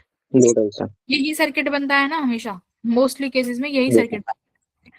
अब इसने क्या बोला देखो कि मेरे पास इनपुट की जो वोल्टेज है वो 120 से लेके 180 वोल्ट तक फ्लक्चुएट होती है, लेकिन मुझे लोड रेजिस्टेंस पे जो कांस्टेंट वोल्टेज मिलनी है वो 110 वोल्ट ही मिलनी है, चाहे कुछ भी इनपुट हो, यही वोल्टेज कांस्टेंट है। इसका मतलब तुम्हें डायोड पर भी 110 ही मिल रही होगी। अब इन्होंने बोला Yes, कि ma'am. जब ये मैक्सिमम करंट होता है तो मैक्सिमम करंट पर जो करंट है लोड रेजिस्टेंस और जीनो डायोड में बराबर बराबर आता है। तो बराबर बराबर कितना है, 250 मिली एम्पियर। तो बेटा अगर इसमें 250 मिली एम्पियर जा रहा है तो सिंपल सी बात है डायोड में भी 250 ही जाएगा। तो इसका मतलब टोटल करंट जो यहाँ से निकला होगा वो टोटल करंट कितना निकला होगा, 500 मिली एम्पियर। 500 एम्पियर। बस हो गया सवाल खत्म, खत्म सवाल, करेक्ट। अब तुमसे रेजिस्टेंस की बात पूछिए तो लोड रेजिस्टेंस तो निकाल लोगे, V equals to IR। Voltage कितना है लोड के पास, 110। रेजिस्टेंस निकालना Yes, है, करंट कितना है 250 मिली एम्पियर, यानी 250 मिली एम्पियर ऊपर जाके 10 की पावर 3 हो जाएगा। ये 0 से 0 कट गया, 25 की टेबल में 4 पे कट गया, कितना आ गया 440 ओम। तो यानी बेटा लोड रेजिस्टेंस कितना आ गया 440 ओम। 440। अब सीरीज वाला पूछा है कि ये वाला कितना हो जाएगा R सीरीज वाला, तो देखो यहाँ पर फिर से वो लगा देना ohm's law, V equals to IRS। Voltage कितनी है बेटा, अभी देखो वोल्टेज पे आते हैं। अब देखो इसने कहा है कि मैक्सिमम करंट पर बराबर बराबर करंट डिस्ट्रीब्यूट होगा। तो मेरा बेटा ये बताओ कि जब ये मैक्सिमम करंट है तो इनपुट पर वोल्टेज कितनी होनी चाहिए, 120 या 180? हाँ, मैक्सिमम करंट अगर सर्किट में है तो यहाँ पर इनपुट पर वोल्टेज 180 होनी चाहिए। अगर जीनर के पास 110 आ गई तो इसके पास फिर कितनी बचेगी सिरीज वाले के पास, सिर्फ 70। Very good. यहाँ कितनी बचेगी बेटा 70 वोल्ट। तो यहाँ पर भी 70 कर दो, करंट कितना हो जाएगा 500 मल्टीप्लाई 10 की पावर 3, है ना। तो ये आ गया, कर लोगे अब ये। मैम RS में 7 वोल्ट क्यों किया मैम? वोल्टेज तो मैम उससे होके जीनर में जा रही है ना बाद में। हाँ मैम तो उसमें 180 आ रही है ना। वोल्टेज, कोई वोल्टेज थोड़ी फ्लो होती है, वोल्टेज करंट फ्लो होगा। वोल्टेज तो अगर टोटल वोल्टेज अगर तुमने 180 वोल्ट दी है तो इसका मतलब तुम्हारे जितने भी वहां पर वो लगे हुए हैं एलिमेंट, उन सबके पास वोल्टेज जो टोटल है वो 180 से ज्यादा नहीं होनी चाहिए। तो अगर 110 जीनर के पास है तो बाकी की वोल्टेज किसके पास होगी, तुम्हारे सीरीज वाले रेजिस्टेंस के पास। ओके ठीक है,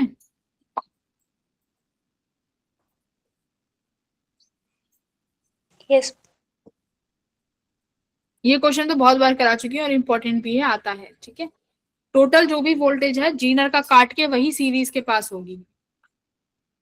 अब तो हो जाएगा, इसके पास 70 करंट 500 सीरीज वोल्टेज निकाल देना। ठीक, ये वाला कर लिया था। डाइपोल वाला इसमें तो बेटा कुछ है ही नहीं क्वेश्चन में, है ना, कई बार करा चुकी हूँ। इस डाइपोल में टॉर्क का फॉर्मूला क्या होता है बेटा, PE sin थीटा, है ना। Potential ma'am. एनर्जी, डाइपोल में पोटेंशियल एनर्जी का फॉर्मूला क्या होता है,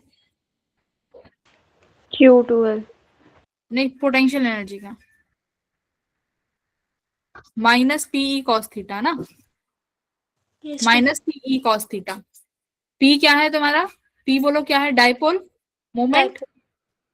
E क्या है, इलेक्ट्रिक फील्ड। थीटा क्या है, angle between electric field and dipole. भूल गए कि याद है? तो अगर इसने पूछा है कि टॉर्क निकालो, तो टॉर्क तो सिंपल निकाल लोगे पीई करके। मैक्सिमम पूछा है, मैक्सिमम मतलब साइन थीटा 1 हो जाएगा, टॉर्क पीई निकाल लेना। डाइपोल का फॉर्मूला क्या होता है, चार्ज मल्टीप्लाई उनके बीच की दूरी मल्टीप्लाई इलेक्ट्रिक फील्ड। ठीक है, चार्ज दिया हुआ है तुम्हें 10 की पावर -6, उनके बीच की दूरी कितनी दी हुई है भाई, 2 सेंटीमीटर, यानी 2 × 10 की पावर -2, इलेक्ट्रिक फील्ड दी हुई है 10 की पावर 5। तो देख लो बेटा ये कितना आ जाएगा, 2 की पावर 10⁻³ हो जाएगा, 6 7 10। तो यानी ये तो मेरी टॉर्क आ गई। ठीक है, आगे पूछा है कि ये बताओ कि वर्क डन कितना होगा, कहाँ गया, वर्क कितना करेगा कोई भी एक्सटर्नल एजेंट अगर मुझे उस डाइपोल को एंड टू एंड रोटेट करना है, स्टार्टिंग फ्रॉम पोजिशन, है ना। देखो, turn the dipole and for and starting from position of alignment. अगर स्टार्टिंग में एंगल 0 डिग्री था, मान लो ये इलेक्ट्रिक फील्ड है और डाइपोल इस तरीके से बैठा हुआ है, सपोज करो +q और -q, तो इसको अब देखो +q -q है, तो -q वाले पे इलेक्ट्रिक फील्ड, मैं अगर इसको थोड़ा सा भी रोटेट कर देती हूँ इधर -q पे और इधर +q पे, -q पर इधर लगेगा, अच्छा ये तो फिर खुद ही चला जाएगा ना, साइन बदलो, +q करो इधर और इधर -q। ठीक है, तो इलेक्ट्रिक फील्ड अब ठीक है ऐसे, है ना। तो अब मान लो मैंने इसको, इसकी इनिशियल पोजीशन जब थीटा = 0 था, मैंने उसे उसको छोटा सा डिस्प्लेस किया थीटा से, तो देखो ये +q चार्ज पर इलेक्ट्रिक फील्ड कहाँ फोर्स लगाएगा, अपनी डायरेक्शन में, और -q चार्ज को अपोजिट डायरेक्शन में, तो यानी इलेक्ट्रिक फील्ड इसको अपनी ही डायरेक्शन में लेके आना चाहता है, इलेक्ट्रिक फील्ड इसे अपनी ही डायरेक्शन में लेके आना चाहता है। अगर मुझे इसको 180 डिग्री से घुमाना है तो सिंपल सी बात है, एक्सटर्नल वर्क ही किया होगा। ठीक है, तो वर्क डन बाय एक्सटर्नल किसके बराबर होता है बताओ, change of potential energy, you final minus you final, angle लिखो, फाइनल क्या हो जाएगा, -PE cos θ2, माइनस और एक और साइन है तो माइनस माइनस प्लस हो जाएगा, PE cos θ1। तो फाइनली कितने पे घुमा दिया तुमने, 180 डिग्री पे, एंड टू एंड बोला है ना, तो एंड टू एंड यही होता है, 0 से 180 घुमा दिया, तो बेटा cos 180 कितना हो जाएगा, +-1, और ये माइनस और माइनस प्लस हो जाएगा, यानी प्लस का PE, प्लस cos θ, यानी इनिशियली 0 डिग्री था तो cos 0 1 प्लस PE, तो ये कितना आ जाएगा, 2 टाइम्स ऑफ PE, करेक्ट। तो ये मेरा यहाँ पर 2 × 10 की पावर 3 था, तो ये 2 PE 4 की पावर 10 की पावर 3 हो जाएगा, यानी ऑप्शन नंबर, ऑप्शन नंबर है ना, हाँ -3 आएगा, सॉरी। ठीक है बेटा, तो ये वाले क्वेश्चन, ये वाले तो बिल्कुल इतने बेसिक हो चुके हैं, अब तुम्हें रटे होने चाहिए ये फॉर्मूले तो। ठीक है, फिर इसके बाद ये बताओ, ये वाला भी देखो बहुत आसान क्वेश्चन है, क्वेश्चन नंबर 18। मैम ये एलिवेटर के बारे में नहीं पढ़ा था। पढ़ना भी नहीं है, बहुत आसान है, क्या पढ़ना है इसमें, देखो एक एलिवेटर है, क्या कह रहा है, एक एलिवेटर कैन गो अप और डाउन विद यूनिफॉर्म स्पीड। यहाँ देखो यूनिफॉर्म स्पीड है, यूनिफॉर्म स्पीड से क्या समझ रहे हो, अगर मैं न्यूटन के सेकंड लॉ की बात करूं तो F नेट किसके बराबर होता है, मास इंटू एक्सीलरेशन के बराबर होता है।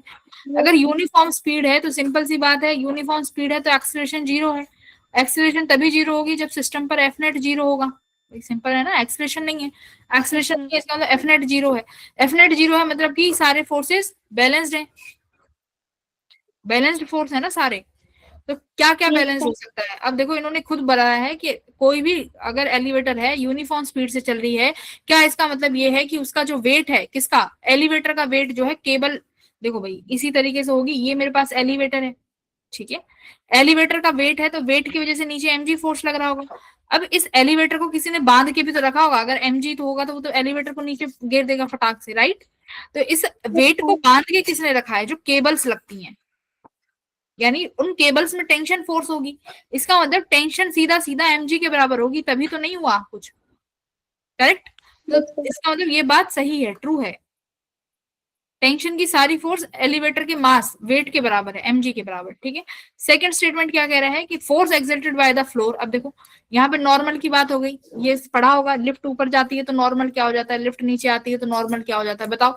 अगर लिफ्ट ऊपर जा रही है एक्सीलरेशन a से, तुम यहाँ खड़े हुए हो, लिफ्ट ऊपर जा रही है, ठीक है, एक्सीलरेशन a से ऊपर जा रही है लिफ्ट, तो तुम्हारा वेट कितना रीड करेगा, नॉर्मल कितना आएगा बताओ, अगर ऊपर जाते हो तो mg नीचे लग रहा है, तो नॉर्मल किसके बराबर आता है लिफ्ट ऊपर जाती है, तो बताओ mg प्लस ma के बराबर मैम आएगा। यस मैम mg प्लस और जब लिफ्ट नीचे आती है तो नॉर्मल किसके बराबर आता है, ये लिफ्ट है, ये भाई नीचे आ रही है यार, नहीं मतलब नीचे आ रही है मतलब एक्सीलरेशन नीचे है इसकी। अगर तुम लिफ्ट में खड़े हुए हो, अब तुम वेट mg नीचे एक्ट कर रहा है, तो तुम्हारा अब की बार नॉर्मल कितना हो जाता है, पता है ना कि अगर लिफ्ट अगर फ्री फॉल करती है तो वेट कितना हो जाता है, 0। लिफ्ट अगर फ्री फॉल कर रही है तो तुम्हारा वेट 0 हो जाएगा। इसका मतलब क्यों कि फ्री फॉल का मतलब है कि लिफ्ट नीचे आ रही है, नीचे आते वक्त लिफ्ट का या लिफ्ट में जो भी इंसान खड़ा होगा उसका वेट कम लगता है, क्योंकि नॉर्मल किसके बराबर आ जाता है, mg माइनस ma के बराबर। ma a क्या है, एक्सीलरेशन ऑफ लिफ्ट, ये लिफ्ट की एक्सीलरेशन है, करेक्ट। Yes ma'am. तो यानी कि अगर लिफ्ट नीचे आ रही है तो तुम हल्के हो जाओगे, लिफ्ट ऊपर जा रही है तो तुम हैवी हो जाओगे, क्योंकि नॉर्मल फोर्स बढ़ जाएगा। अब याद रखना वेट जैसी कोई चीज नहीं होती है, जब भी तुम किसी भी वेइंग मशीन पे खड़े होते हो तो तुम्हारा नॉर्मल चेक होता है, ठीक है, नॉर्मल रीड करती है वेइंग मशीन। Yes ma'am. हाँ, तो अब देखो इसमें यही कह रहा है, क्या कह रहा है कि अगर एक पर्सन खड़ा हुआ है एलिवेटर में तो क्या होगा, ऑन फुट पुअर एक person standing on it is more than his her weight when the elevator goes down with increasing speed. Increasing speed मतलब समझ गए होंगे कि एक्सीलरेशन की बात हो रही है। अगर एक्सीलरेशन नहीं है तो समझ जाना नॉर्मल जो है सिंपल mg के बराबर रहेगा। अगर एक्सीलरेशन नहीं है, एक्सीलरेशन 0 कर दो, नॉर्मल mg के बराबर है लिफ्ट, है ना भाई, एक्सीलरेशन 0 कर दो तो नॉर्मल सिर्फ mg के बराबर है ना। इंक्रीजिंग स्पीड का मतलब है कि एक्सीलरेशन है, और एक्सीलरेशन है तो लिफ्ट देखो कहाँ आ रही है, कहाँ बोला है, गोज डाउन, तो गोज डाउन के केस में किसके बराबर हो रहा है, mg, तुम्हारे वेट में से mg में से कुछ चीज घट रही है तो तुम्हारा वेट हल्का होगा ना, ज्यादा थोड़ी। इसने बोला है मोर, तो ये ऑप्शन फॉल्स है ना। गलत। यस। हाँ, तो ऑप्शन नंबर डी, ठीक है। ये तो बेसिक क्वेश्चन है, इसमें तो कोई साइंस थी नहीं। तो फर्स्ट भी फॉल्स है। नहीं, फर्स्ट तो ट्रू है ना। हाँ जी मैम, फिर डी ऑप्शन दोनों फॉल्स कर। सॉरी सॉरी सॉरी, हाँ फर्स्ट तो ट्रू है ना, ट्रू इसलिए क्योंकि वहां यूनिफॉर्म स्पीड है, ठीक है। फिर बताओ ये वाला क्वेश्चन तो सबने करा होगा, बताओ ये तो गलत नहीं करा है तो? अगर ये तुमने ये गलत कर दिया होगा तो तुम्हें एक दिन बैठ के जो ईएम वेव पढ़ाया था वो किसी फायदा का नहीं था। बताओ क्या गलत करके आए हो इसे, मैम ऑप्शन हर्ष क्या करके आया है इसे? मैम बी वाला लगाया था मैंने। हाँ देखो, ये इसीलिए तो है, मैंने तुम्हें गॉस लॉ दो हैं, देखो ये ए है एक गॉस लॉ और एक बी है गॉस लॉ। अब ए वाला जो है इलेक्ट्रोस्टैटिक्स का है। अब इलेक्ट्रोस्टैटिक्स में तो प्लस क्यू चार्ज है और माइनस क्यू चार्ज है। अगर मैंने यहाँ पर प्लस क्यू चार्ज रख दिया तो यहाँ से फ्लक्स लाइन निकलनी शुरू हो जाएंगी ना, यहाँ से फ्लक्स लाइन निकलनी शुरू हो गई, तो यानी यहाँ पर मुझे फ्लक्स मिल जाएगी। किस फ्लक्स क्या है, ई डॉट डी ए, तो यहाँ पर फ्लक्स मिल जाएगी, ये 0 नहीं होगा, there should be some flux जो कि इस सरफेस से बाहर निकल रही है ना। लेकिन गॉस लॉ ऑफ मैग्नेटिज्म में क्या होता है, मैग्नेटिज्म में मोनोपोल्स नहीं होते, मोनोपोल्स एग्जिस्ट ही नहीं करते। मोनोपोल एग्जिस्ट करने का मतलब क्या है कि मान लो मेरे पास कोई एक ये सरफेस है, इस सरफेस से क्या हुआ, मैग्नेटिक फील्ड लाइंस एंटर कर रही हैं, सुनो ये मैग्नेटिक फील्ड लाइंस है, यहां से एंटर कर रही हैं। अब मैग्नेटिक फील्ड लाइंस मोनोपोल में एग्जिस्ट नहीं करती, इसका मतलब है जितनी फील्ड लाइन यहाँ पर एंटर करी है ना उनको बाहर भी निकलना पड़ेगा, है ना, उनको बाहर भी निकलना पड़ेगा ना। तो इसीलिए यहाँ पर बी डॉट डी ए 0, इसका मतलब बी डॉट डी ए का 0 होने का मतलब क्या है, फ्लक्स 0। फ्लक्स 0 का मतलब क्या है, जितनी लाइंस एंटर करी उतनी ही लाइंस एग्जिट कर गई ना, तभी तो फील्ड 0 हुआ। Got it. अब वो क्यों है, क्योंकि मोनोपोल एग्जिस्ट नहीं करते।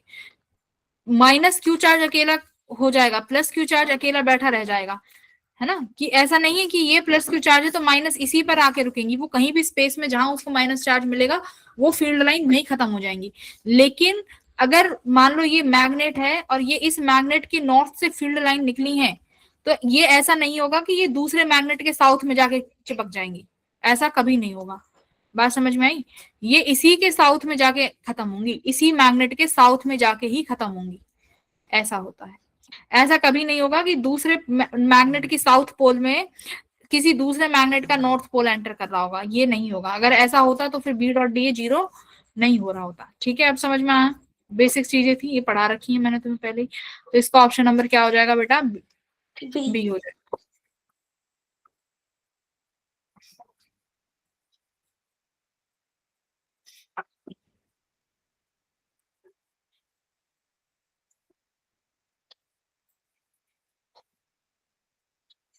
ये वाला किया था पोजीशन वाला। इसमें देखो तुम्हें पोजीशन दिया हुआ है 2 cos 2t, कह रहा है मैक्सिमम काइनेटिक एनर्जी। सिंपल सी बात है, काइनेटिक एनर्जी जब ही मिलेगी जब formula half M V square है। पोजीशन से हम वेलोसिटी निकाल सकते हैं, कैसे, dx बाई dt करके, पता है ना। वेलोसिटी क्या होता है, पोजीशन का डिफरेंशिएशन। तो 2 cos क्या बनेगा, साइन 2t। अब 2t का भी करना पड़ेगा तो 2 मल्टीप्लाई में आगे आ जाएगा, ठीक है। cos का साइन में डिफरेंशिएट करते हैं तो नेगेटिव में आता है। तो ये कितना बनेगा बेटा, -4 2t। मैक्सिमम की बात कर रहा है तो वेलोसिटी मैक्सिमम तभी होगी जब साइन 2t किसके बराबर होगा, 1 के बराबर। तो यहाँ से वेलोसिटी कितनी आ गई, -4, ठीक है। अब क्या करना है, काइनेटिक एनर्जी, मास कितना दे रखा है 2, वेलोसिटी 4 दे रखी है, 4 का स्क्वायर कितना हो जाएगा, 2 से 2 कट गया, 4 4 जा 16, ठीक है, 16 जूल हो गया। खत्म क्वेश्चन यहीं पे। आगे देखो, ये क्वेश्चन है गैल्वेनोमीटर वाला। क्या कह रहा है कि ये हमारे पास गैल्वेनोमीटर लगता है बेटा, गैल्वेनोमीटर के नीचे क्या लगाया जाता है, शंट। अब इसमें सेम चीज क्या होती है कि ये दोनों पैरेलल में होने की वजह से इन दोनों का पोटेंशियल बराबर होता है। मान लो यहाँ पर आई जी करंट जा रहा है और यहाँ पर जा रहा है मेरा आई माइनस आई जी, करेक्ट। टोटल करंट यहाँ से आई आ रहा है, तो ये शंट का रेजिस्टेंस है और ये गैल्वेनोमीटर का रेजिस्टेंस है, तो वोल्टेज बराबर होगी क्योंकि पैरेलल में है। कैसे, आई जी जी जो है आई माइनस आई जी इंटू शंट के बराबर होगा। और सवाल में क्या दिया हुआ है, मान लो कि गैल्वेनोमीटर का रेजिस्टेंस आर है, ठीक है। अब ये कह रहा है if the ratio of heat dissipated through the galvanometer and the shunt is 3:4, कि गैल्वेनोमीटर और शंट ने जो हीट डिसिपेट करी है उसका रेशियो दे रखा है। और तो मुझे बताओ कि आर जो है किसके बराबर होगा, एक सेकेंड,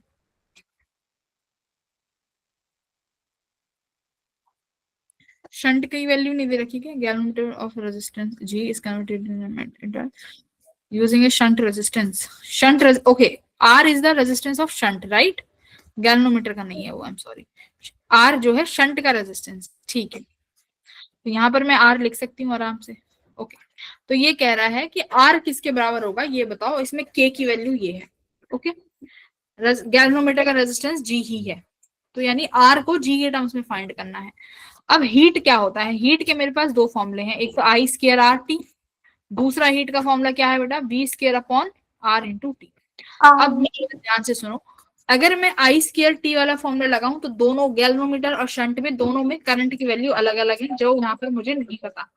लेकिन गैल्वेनोमीटर और शंट में वोल्टेज क्या है, सेम है ना, सेम। तो मैं लिखती हूँ गैल्वेनोमीटर की वोल्ट क्या लिखोगे, वी स्क्वायर अपॉन गैल्वेनोमीटर का रेजिस्टेंस जी इंटू टी, ठीक है। अब मुझे शंट का लिखना है V square upon R into T, V square से वी स्क्वायर कट जाएगा, तो क्या हुआ, देखो गैल्वेनोमीटर की हीट अपॉन शंट की हीट इक्वल्स टू, बेटा सेम टाइम में बात करेंगे तो टी से टी चला जाएगा, क्या बचा देखना जरा, जी अपॉन उल्टा बचेगा, आर अपॉन जी हो जाएगा। देखो इनवर्सली है ना, तो ऊपर आर जाएगा, यहाँ पर जी जाएगा। हमें किसकी हीट दी हुई है, गैल्वेनोमीटर बाय शंट, यानी ये 3/4 दिया हुआ है ना।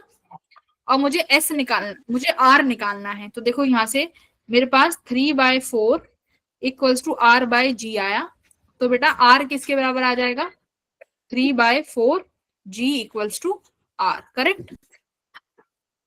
बस यही करना था, आगे आंसर खत्म सवाल।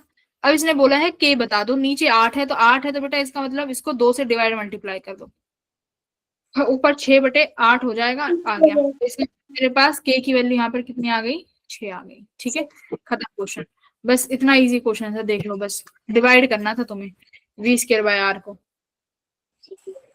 तो जो क्वेश्चन तुमने पढ़ रखे हैं ना उन्हें तो कभी मत छोड़ना, उन्हें तो कभी मत छोड़ना। ये वाला क्वेश्चन भी हो जाएगा, एक बार इसको स्वयं ट्राई करना।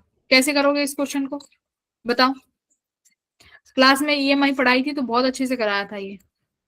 देखो यहाँ पर इनिशियली तुम्हें दे रखी है ये वैल्यू, रुक जाना मैं करा देती हूँ इसको।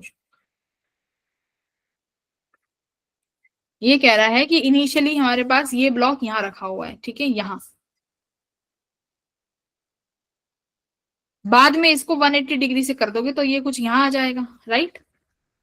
तो बेटा पहले जब यहाँ था तो फ्लक्स देख लो कितनी थी, जब यहाँ आ गया तो फ्लक्स देख लो कितनी है, फ्लक्स आपस में माइनस कर दो, बस खत्म सवाल। देखो सुनो, फ्लक्स के चेंज क्या जनरेट करेगा, ईएमएफ ना, और ईएमएफ फ्लक्स का चेंज ईएमएफ बनाएगा, ईएमएफ से क्या बनेगा, करंट। और यह वहां करंट का मतलब ये वही तुमसे चार्ज ही पूछ रहा है, ठीक है। जब मैंने पिछली बार भी बताया था कि चार्ज आए तो घबराना मत, वो करंट ही पूछ रहा है, क्योंकि तुम्हारे पास क्यू का मतलब ही होता है आई डी टी, ठीक है। तो ये वही पूछ रहा है तुमसे। तो यहाँ पर तुम्हें फ्लक्स निकालनी आनी चाहिए। फ्लक्स कैसे निकाली जाए, कैसे निकाली जाए बोलो। फ्लक्स का फॉर्मूला सिखाया हुआ है ना बेटा, फ्लक्स कैसे निकालोगे बताओ। देखो यहाँ पे सीख भी लो, 1 सेकेंड का सवाल है। तुम एक काम करो, तुम इसको एक ही ब्लॉक मान लो। मैंने यहाँ पर एक छोटा सा क्या कट किया, एलिमेंट कट किया, ठीक है। मान लो ये एलिमेंट यहाँ से कितनी दूरी पर है, dx दूरी पर है। मुझे फ्लक्स लिखना है, फ्लक्स का फॉर्मूला क्या होता है, b dot D, correct. Yes ma'am.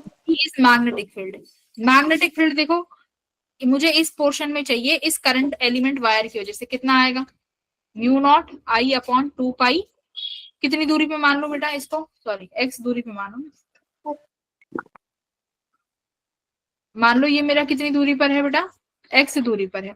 इसकी थिकनेस कितनी मान लो, जो तुमने एलिमेंट कट किया है इसकी थिकनेस मान लो dx, ठीक है। अब ये एरिया लिखना है, एरिया क्या लिखोगे बेटा, लेंथ इनटू ब्रेथ। ये लेंथ तो a ही रहेगी इसकी, जो तुम्हें इसकी दी हुई है, देखो ये a। यस। थिकनेस कितनी हो जाएगी जो मैंने कट करी है, dx, ठीक है। अपॉन में 2 पाई x की दूरी पर है तो 2 पाई x हो गया। डिफरेंशिएट करो, अब इसको करना है इंटीग्रेट, ठीक है।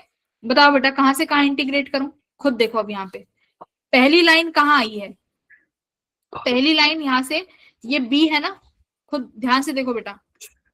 इसको तुम एक ही एलिमेंट, इसको एक ही वायर मान लो जो कहां से कहां तक फैली हुई है, देखो यहां से यहां तक फैली हुई है, बस खत्म सवाल। ये पहला, ये डिस्टेंस कितना है बोलो, a। भाई b किस दी हुई है तुम्हें सवाल में, देखो b तुम्हें 2a के बराबर दी हुई है। अगर b 2a के बराबर है और ये a है तो ये वाला डिस्टेंस a हो जाएगी ना, तो यानी पहली a के बराबर आई। लास्ट वाली ये मुझे चाहिए कि ये कितना हो जाएगा बेटा, बताओ। ये b से फैलेगा यहाँ पर, किसके बराबर होगी, देखो खुद देखो यहाँ पे, तो भी नहीं 2 भी नहीं होगी, देखो ध्यान से। अब देखो किसके बराबर आएगी ये डिस्टेंस, ये वाली डिस्टेंस किसके बराबर आएगी, यहां से यहां तक तो b है ना पूरा, which is 2a। Yes ma'am. हाँ तो यहाँ से a और ऐड हो जाएगा ना, ये 3a। को फ्लिप कर दोगे ना, तो यहाँ से यहाँ तक तो 2a, तो एक a और आएगा ना, 3 हो। अब यहाँ से यहाँ तक 3 हो गया, लिमिट क्या हो जाएगी, 3 है। तो क्या लिखोगे, देखो mu naught I upon 2 pi, a common आ गया, 1/x क्या हो जाएगा बेटा, log x, log of x। Limit a से लेके 3 है, तो क्या आया, mu naught I a upon 2 pi, r नहीं आया क्या हमारे में, 1 सेकंड, अभी तो हमने फ्लक्स निकाला है ना, फ्लक्स तो निकाल रहे हैं अभी तो, ठीक है। अभी तो हमने फ्लक्स निकाला है, तो लॉग कितना आया, 3a अपॉन a से a कट गया, तो मेरा फ्लक्स किसके बराबर आया बेटा, देखो ये मेरा फ्लक्स आ गया किसके बराबर, mu naught I a upon 2 pi into log 3, ठीक है। यही मेरा, ये मेरा फ्लक्स, मैंने भी यही क्या निकाला है, यही तो फ्लक्स का चेंज है, और यही फ्लक्स का चेंज क्या निकलेगा, ईएमएफ। भाई ये चेंज ऑफ फ्लक्स ही तो निकाला है मैंने, यहाँ से यहाँ तक, और यही ईएमएफ बन जाएगा। तो यही इसका मतलब यही मेरा ईएमएफ के बराबर है। करंट क्या होगा, आई ईएमएफ अपॉन रेजिस्टेंस, है ना, रेजिस्टेंस। अब रेजिस्टेंस कितना दे रखा है, देखो तुम्हें इस वायर का कहाँ दे रखा है, ये रहा, R इज द रेजिस्टेंस। तो यानी इसमें इक्वेशन में रेजिस्टेंस R से भी डिवाइड कर दो, तो ये रेजिस्टेंस R से डिवाइड कर दोगे तो यही क्या बन जाएगा तुम्हारा, current which is your charge IDT, correct. तो मेरा log x कितना आया, 3 आ गया, तो यानी इस log x की वैल्यू क्या आ जाएगी बेटा, यहाँ से 3। तो ये मैंने तुम्हें क्लास में बहुत बार सिखाया हुआ है, इसको 2 बार करके भी कर सकते थे, पर 2 बार करने की जरूरत नहीं है, सीधा यहाँ से लेके इनिशियल फाइनल लगा दो कि भाई इनिशियल था तो ये a था, फिर फाइनल चला जाएगा तो वो 3 हो जाएगा, तो कितना फ्लक्स का चेंज आ गया, क्लियर। तो ये फ्लक्स का चेंज आ जाएगा। आई होप कुछ समझ में आया होगा, ठीक है। मिलते हैं नेक्स्ट क्लास में, पूरा पेपर जो तुम्हें समझाने का था वो समझा दिया है। See you in the next class everyone, bye ma'am. हाँ बोलो। मैम मेरे डाउट